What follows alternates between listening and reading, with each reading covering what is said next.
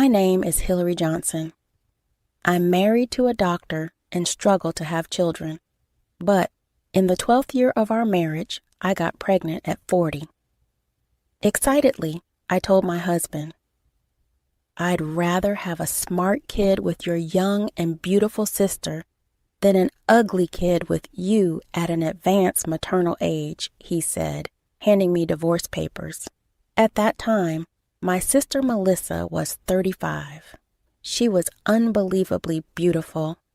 Melissa's dream was to marry a high-earning professional like a doctor or lawyer, and the one who got her pregnant was my ex-husband, Kevin. When I first got married, Melissa envied me for marrying a high earner like Kevin.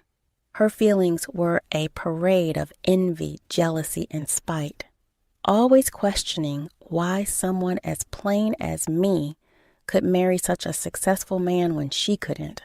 But I'm not that plain.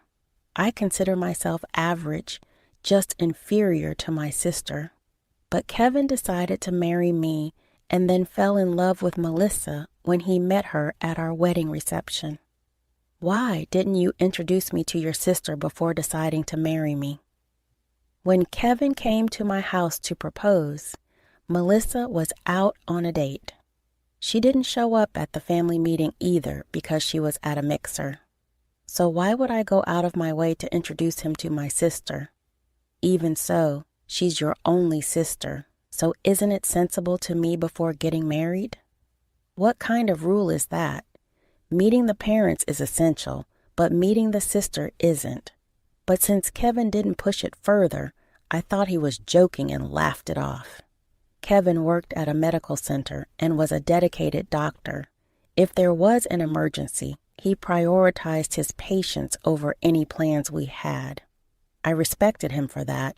But after we got married, it only intensified. He would rush to the hospital even when he was home if a patient's condition changed, sometimes not returning at all. It's great that you're so dedicated to your work, but I'm worried you'll ruin your health. Even though I admired him as a doctor, wasn't this too much? How was he as a husband? I had my doubts, but I chose him, thinking he might change once we had children. I kept telling myself that. However, after 10 years of marriage, I started questioning Kevin's behavior. Sure, he was dedicated, but he began staying away from home too often. Worried about his health, I made him a lunch and brought some clothes to the hospital, but I was told Kevin had already gone home. The nurse who informed me looked at me with pity, as if she knew something. After that, I started to suspect something was wrong, and once went to the hospital when Kevin's shift ended. I saw him meeting a woman outside the hospital. From the back, she looked familiar, but I couldn't be sure. More than that, if what I suspected was true, I was too scared to confront him. If it was just an affair, it would end eventually, I thought. Ignoring it might help maintain our marriage rather than causing trouble and making it serious. Maybe that's how I felt, but I was wrong. One day, I asked Kevin, "What do you think of women like my sister Melissa?" "Yes, Melissa. She's beautiful, isn't she?" "Is she your type, Kevin?" "Well, compared to you, she's definitely prettier. If I had to marry, I prefer a beautiful woman." "What would you do if Melissa said she wanted to date you?" Kevin stared at me. He might have been wondering whether to tell the truth or brush it off. Of course, I wanted him to say he'd choose me. I wanted him to say Melissa was just my sister. But Kevin said nothing. After that, he came home even less. I shouldn't have asked such a thing. Maybe he thought it was silly. Maybe he found it bothersome. If I hadn't said anything, maybe we could have stayed as a couple. These thoughts filled me with regret. In the midst of this regret, I received the news that I was pregnant. "Honey, I'm pregnant. We finally have a baby. We had wanted a child for so long, but couldn't have one. Every time I saw parents with their children, I was so envious. Finally, we can be parents." I was so happy. I called my husband at work, but Kevin's response was cold. You know I'm at work. Don't call me for something like this. I'm busy. I'm sorry. Hey, can you come home early today? I'll cook something delicious. Let's celebrate. How should I know if I can come home early? I'm a doctor. I never know when an emergency will come up. He said this and didn't come home. I thought he'd be kinder once he knew I was pregnant. I thought he'd be happy with me. But he wasn't. Where had his heart gone? I cried, feeling miserable. I spent a sleepless night. A week later, when Kevin finally came home, he told me he'd rather have a smart kid with my young and beautiful sister than an ugly kid with me. A kid?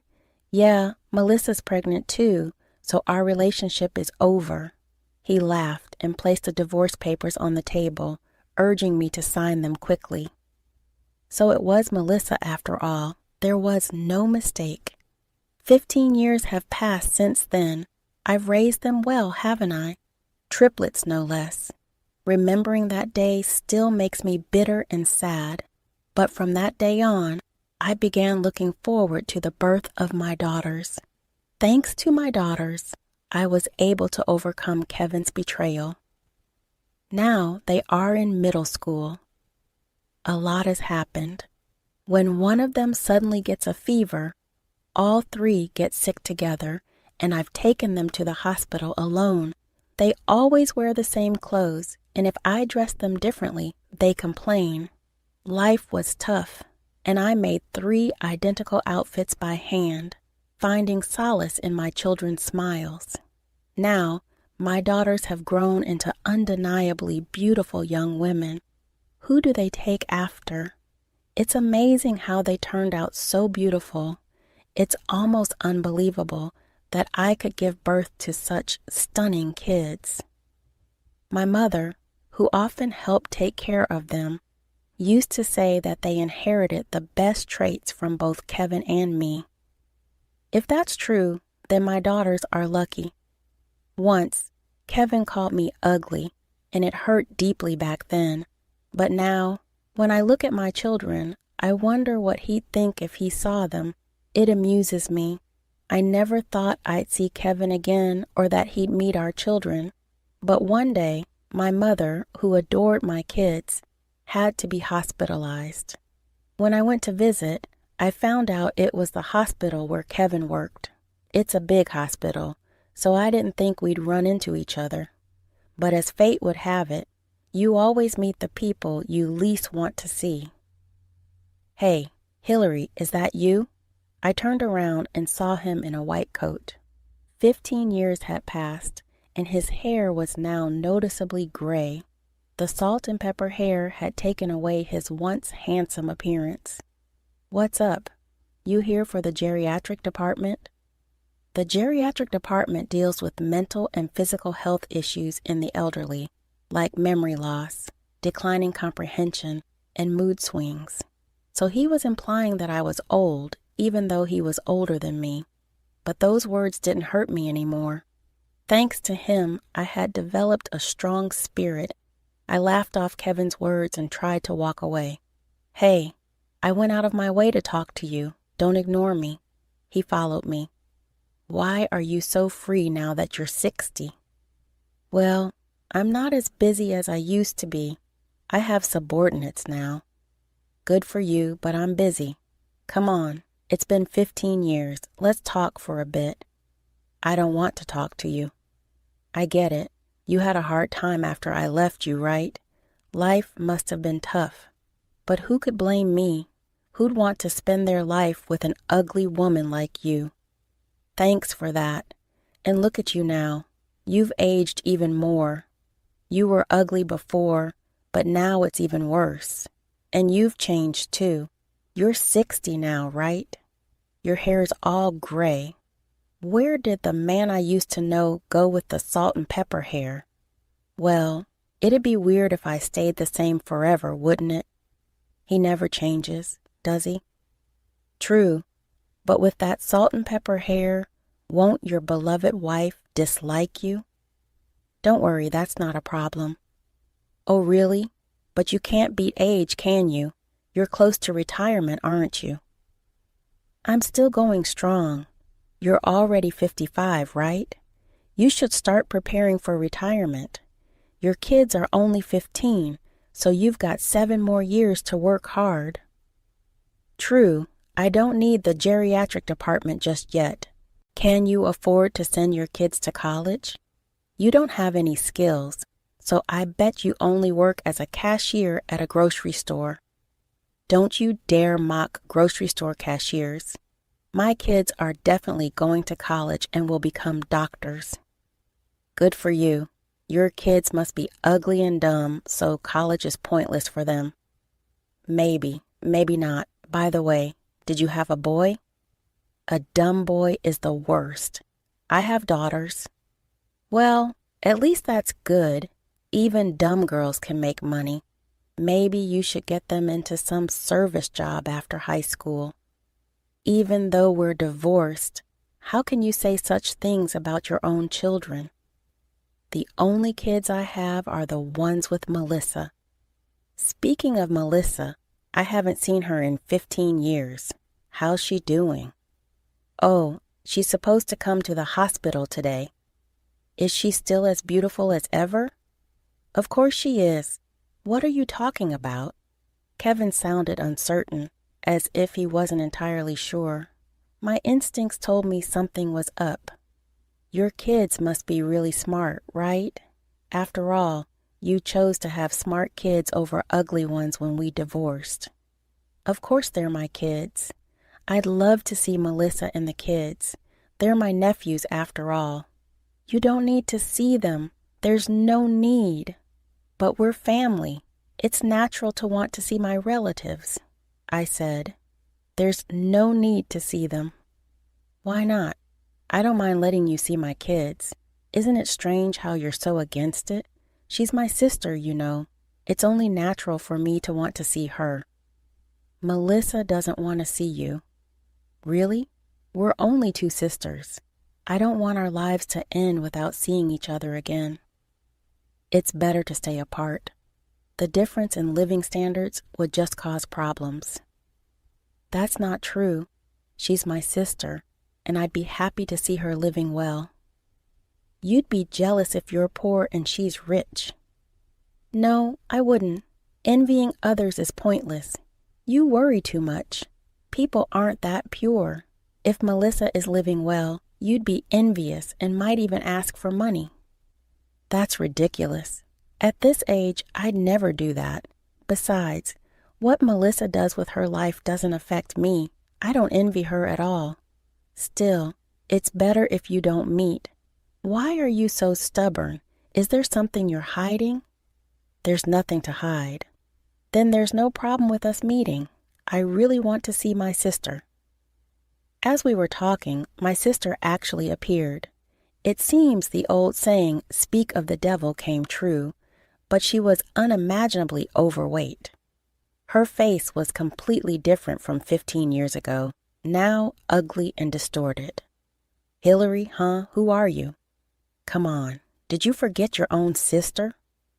What? My surprise was natural. Melissa, who was once a model, fine, and a beauty icon during the divorce drama, had now become exactly what Kevin hated, fat and unattractive. How did you end up like this? She's practically a lump of meat. Kevin is a doctor. Shouldn't he be able to help you maintain your looks? Well, I thought doctors made tons of money. I figured plastic surgery costs would be nothing. But Kevin's income turned out to be less than I expected.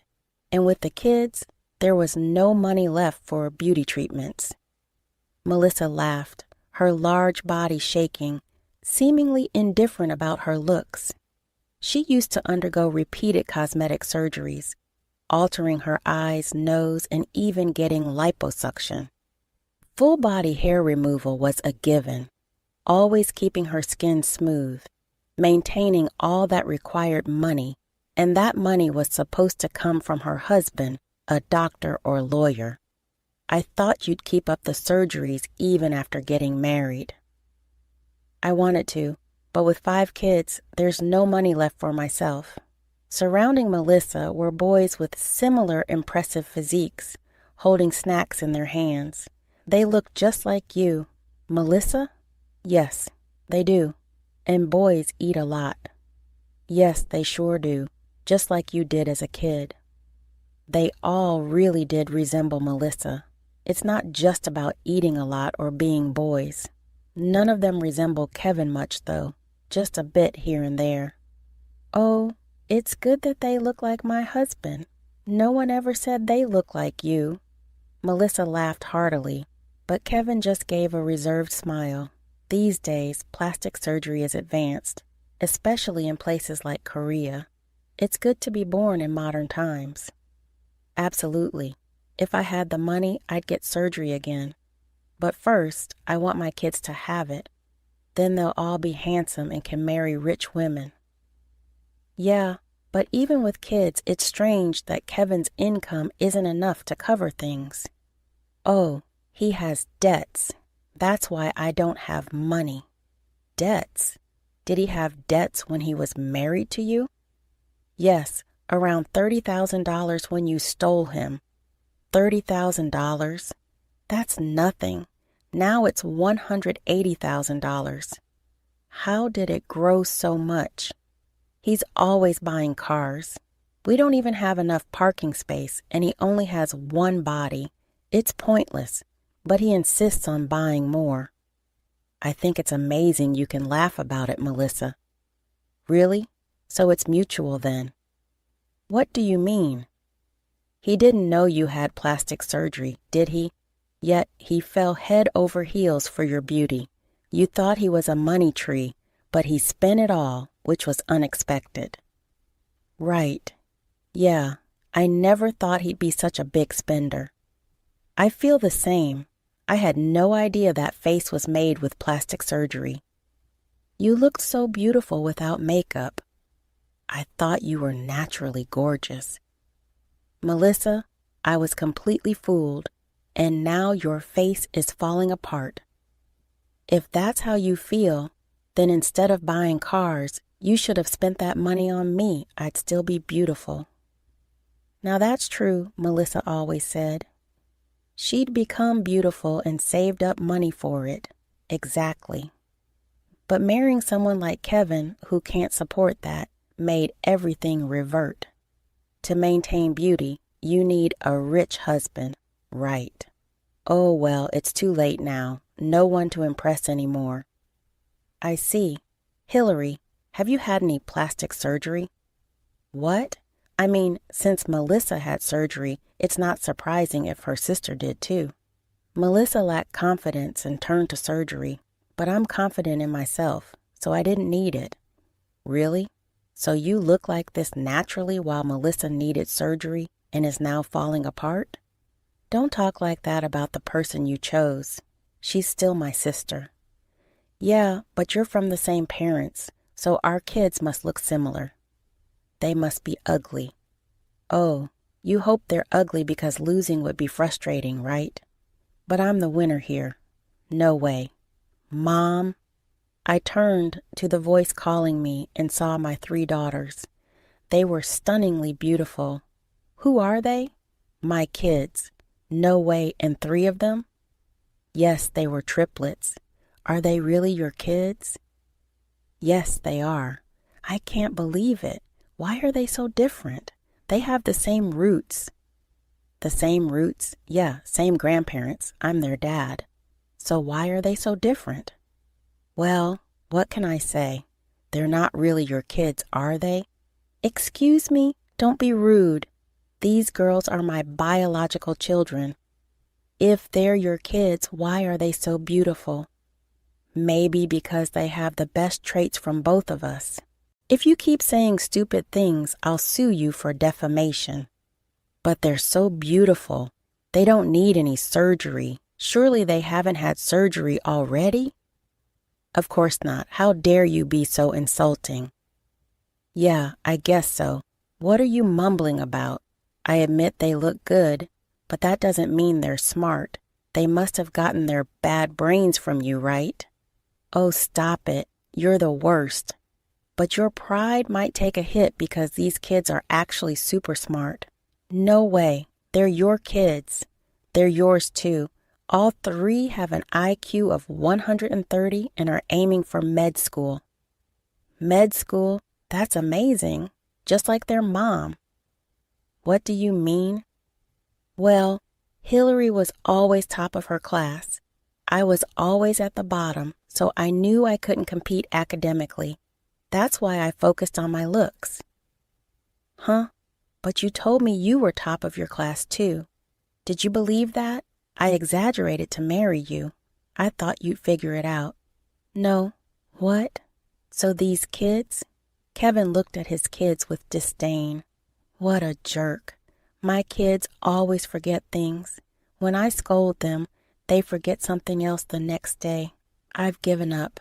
They're always at the bottom in tests. I wondered who they took after, but it's clearly me. Well, I thought they'd be smart like you, Kevin. But I guess they're more like Melissa. But they'll probably grow up to be very kind. Yes, personality is more important than brains. That being said, my sister isn't exactly known for her good personality either. If she had a good personality, she wouldn't have stolen someone's husband. Melissa laughed brightly while Kevin looked frustrated. Why? Why are our kids dumb and yours are so smart? I can't accept this, Kevin. That's inappropriate in front of the kids. You said Melissa's kids would be smart when we divorced. How could I know she'd be at the bottom of her class? I was deceived. You didn't have the insight to see the truth. I trusted what Melissa said. How pathetic. Well, at least you got to marry a beautiful woman. That should be enough. No matter how upset he is, he can't change reality. But Kevin looked furious, his mouth twisted in frustration. My daughters whispered among themselves, "Who is this guy? Are these kids really aiming to become doctors?" Yes, it runs in the family. Doctors, huh? Mom, is this guy someone you know well? I wouldn't call him a friend, but yes, we know each other. What are you talking about? I'm your father. My daughters' faces filled with contempt. It was natural, given that I'd always told them the truth whenever they asked about their dad. I explained what kind of man their father was and how he didn't care about hurting people. I knew I shouldn't teach kids such things, but if Kevin found out about my daughters and showed up, he might use his money to take them away. Kevin would definitely want to claim their beauty and intelligence for himself. That's why I did it. And now it was all unfolding right before my eyes. "Oh, you're the guy who abandoned us," one of my daughters said. And another added, "A man who can't see past appearances," said another. "That's why you didn't notice the plastic surgery," they all said in unison. What a pathetic old man. Kevin seemed at a loss for how to respond.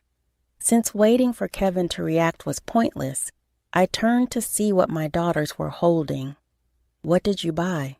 You said you were going to the bookstore, right?" "Yeah, we thought they'd have what we needed, and they did." They showed me a stack of reference books. Middle school studies are boring now, so we got college-level reference books, a German book, and some medical books. Sharing books has been their habit since they were little, and now with similar goals, they still do. If you want to be a doctor, mastering German is important, right? Mister, are they really this smart? They're still in middle school. I told you they have an IQ of 130. Mom, we need to go see Grandma. She's waiting. Yes, let's go. As we left, Melissa waved and said, "See you later," while Kevin, looking defeated, said nothing. A month later, Kevin called. He said something unbelievable. "Give me those kids." "What kids?" "Yes, the 3 daughters you raised." "Why? You have your own children." "They're hopeless idiots. I don't want them. The daughters you raised have my genes. They're definitely mine, so give them to me." "What? You think I'd give my precious daughters to someone who says he doesn't want his own kids?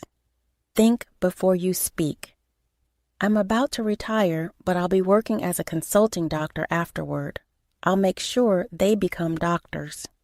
"But you can't do that, can you? Why not?" "Becoming a doctor requires money. How can a single woman afford tuition? It would be a waste if these 3 brilliant kids couldn't become doctors because of a lack of money."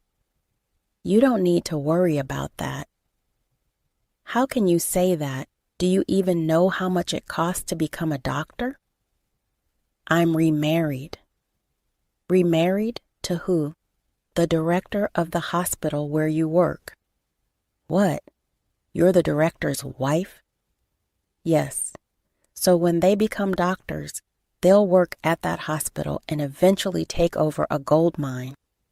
"That's not the point. Becoming a doctor is their dream, their goal.